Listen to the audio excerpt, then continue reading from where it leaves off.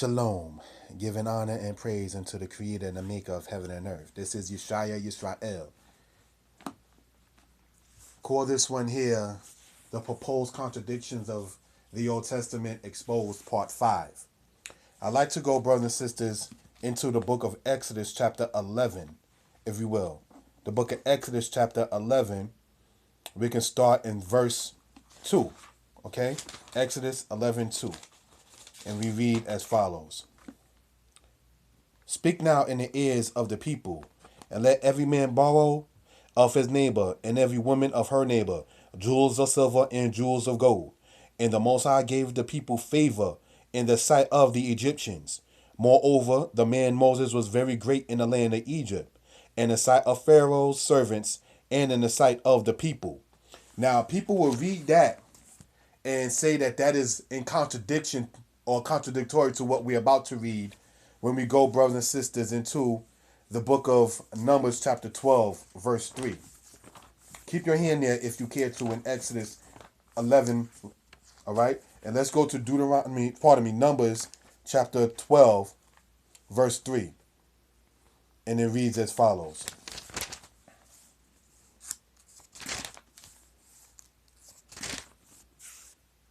Now the man Moses was very meek above all the men that were upon the face of the earth. Now, one of the things to sit there and let it be noted, brothers and sisters, is that you have some who try to sit there and state, okay, here it says in Exodus that Moses was great, and right here it says that Moses was meek. Great and meek are not opposites. So what I decided to do to see for a reference quote is to look up the word meek. And in a similar dictionary that was used in the past, this dictionary right here, which is entitled the American Heritage College Dictionary. Okay, so that way we can gain some understanding concerning that. We are on page 863, and we're going to look up the word meek and see what it says, okay? It says meek, showing patience and humility, semicolon, gentle. Number 2, easily imposed on, semicolon, submissive. So right there, it distinctly says meek means that you're showing patience and humility. Now, if you know the situation, what was going on in the scriptures in Numbers chapter 12, you had to have been showing patience and humility, knowing what in the world was going on, the conflict, the verbal intercourse that was going on between Aaron, Miriam, and Moses, and so forth and so on. So that's one of the things to let it be noted and understood exactly what we're talking about. All right? And when it says great, let's go, brothers and sisters, into the Hebrew of the book of Exodus. Chapter 11. We're going to start in verse 3, though. Exodus 11 and verse 3, so we can gain some understanding. All right? It says what? 11:3, within the Ibrit, or within the language, it says, and we quote, Wayitain ya erkein ha'am be'ene Mitzrayim gam ha'ish Moshe ga dol me'od ba'eretz Mitzrayim be'ene abde par'o ubne ha'am. Now, one of the things right there to let it be noted and understood, that it distinctly right there says that Moshe, he was what you call Gadol Me'od, or great, in the eyes of the servants of Pharaoh and in the eyes of the people. So, being great doesn't mean that you're arrogant. Being great does not mean that you are belligerent. It doesn't mean that you lack patience. You understand? But being meek and being great can be within the same context, because you can be a great person and still show a great deal of humility. So let that be noted and understood. Now, for the many people who might try to sit there and state, well, you know, Moses wrote the book of Numbers and he said that he was meek and so forth and so on. So how is a great person going to sit there and call themselves meek and great at the same time? It's like this. People will tell you about you even if you don't know about yourself. People will sit there and even indirectly or directly compliment you on certain things that you may not see within yourself. So knowing the situation of what happened, it is apparent that people obviously was telling him that you are to be a great person, to deal with what you're dealing with and still maintain your humility. Because you have many people who do the opposite, and the more popular they become, the greater they become, and so forth and so on, the more arrogant they become. Where you see, whereas you have a lot of people who are not great and not well known and so forth, and they have meekness. It is a very rare trait to be both meek and great in the eyes of the people within the same individual. So that is in context and understanding reference with that. Now, another thing, if we can, brothers and sisters, get into is in the book of Genesis chapter 28, verse 19. We are in the scriptures in Genesis 28, if we will, verse 19. So that way we can gain some understanding concerning this matter right here. And it says, matter of fact, let's start in Genesis 28, verse 16. And Jacob awoke out of his sleep, and he said, surely the Most High is in this place, and I knew it not.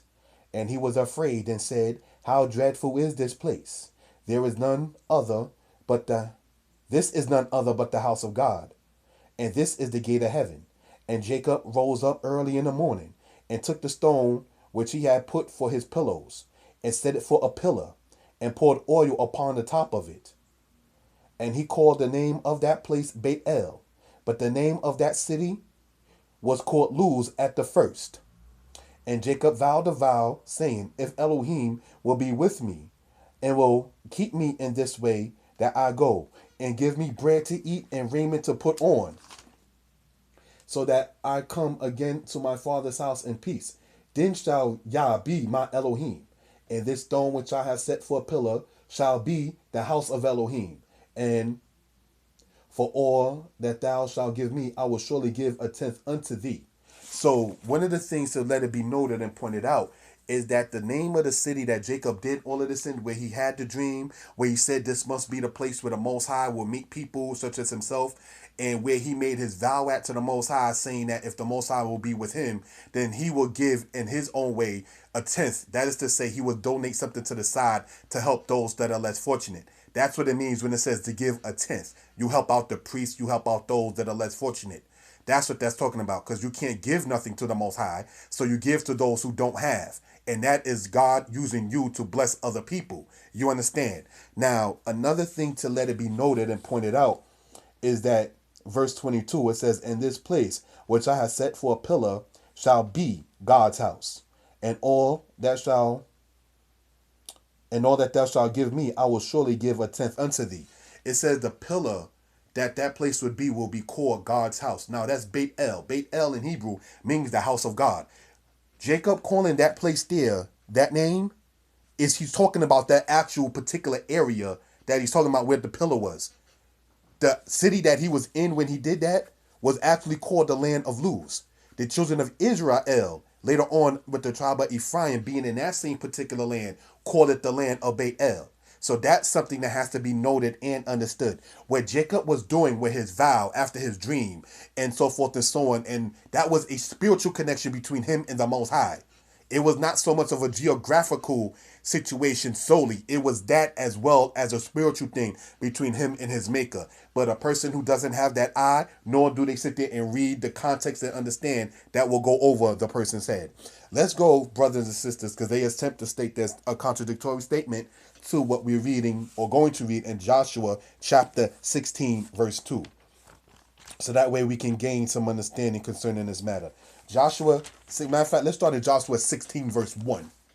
It says, and the lot of the children of Joseph fell from Jordan by Jericho unto the water of Jericho on the east, to the wilderness that goeth out from Jericho throughout Mount Beit El, and goeth out from Beit El to Luz, and passeth along unto the borders of Arki to Atarot. Now, they're attempting to state that right there in Joshua 16, verse 2, it says from Beit El to Luz. But if you don't understand that that particular area that Jacob called the land of Beit El was not inclusive of the entire land. And once again, as stated, or the entire land of Luz. What Jacob was doing, he was a single person by himself when this particular thing happened. He and his family. You understand that he was dealing with back and forth and so forth and so on. And what you have to understand later on, brothers and sisters, is that the tribe of Ephraim was in there. So the same place that was called Beit El, you understand, was also by the Canaanites called the land of Luz. So in the era of Jacob, when he called that particular land where he immediately was at, he called it Beit El, calling it the house of the Most High or the house of God. That right there is a spiritual connection. That's what he put that pillar there. That will be his landmark. This is where the Most High appeared unto me at. That's the situation with Jacob. You see, now, when the children of Israel went on later on and inhabited that particular place, if you read further on in the book of Joshua, you will see that Luz and Beit El was called in the house of Israel as one place. Now, the situation going on in Joshua 16 is the fact that when it says from Beit El to Luz, it's still showing you that they know what happened with their patriarch, with Jacob, and that what he did was within the land of Luz. So it's a geographical location as well as a spiritual thing. So that kind of thing has to be let it be known and understood. I would like to, though I'm not the best artist or the best person at drawing, I would like to sit there and take this time to show a little diagram, if I will. Okay? Let's say, right, that this was the land in which we're speaking of. Just this little like circular slash square type of thing that I made. Okay, let's call, if you were to say this is the land of Luz, this whole particular thing right there being the land of Luz, right? Now, Jacob was within the midst of that. And let's just say, for instance, that this is the particular actual spot where Jacob was. He called that particular area there the land of Beit El. That was okay. Now, I know it's not the best drawing, but what I'm saying is if you look at it from the spiritual content of it, he called the name of that place Beit El, but the name of the city aforetime within where he was at was called the land of Luz. And so now when the house of Israel, after the Exodus and under the leadership of Joshua, gets into the land, they then sit there and take, knowing that's Beit El, when it says from Beit El to Luz, meaning that they know exactly where Beit El was that Jacob was talking about in the book of Genesis, and then it's extending out to the actual then physical location of Luz itself. So that's what that's talking about. So that's why later on, when the tribes are settled in, when you get into the book of Judges and so forth and so on, they equate Luz as Beit El within itself because that's when the people were more populous to be able to do so. So that's why, brothers and sisters, blessed be the Most High, where it says, in all thy getting, get understanding. And a lot of the people who sit there or attempt to state that the Old Testament contradicts itself, a lot of them have a spiritual eye that's not open. A lot of them have no concept of no disrespect intended, because I'm not perfect. And I don't say I know everything either. And I am open to constructive criticism. But a lot of times people who lack is Hebrew understanding, linguistics, geography, any kind of spirituality that's positive. Because a lot of people, they'll say, yeah, I'm spiritual. I deal in spirituality. But there are different spirits. So you got to sit there and find out, what spirit are you dealing with? Are you dealing with the light and the bright and the good one? Or are you dealing with the dark and the gloomy one? Because there are different spirits. So when a person says that they're spiritual, I'm not religious, I am spiritual. Try to, if you can, to find out what spirit they're talking about. All right, shalom.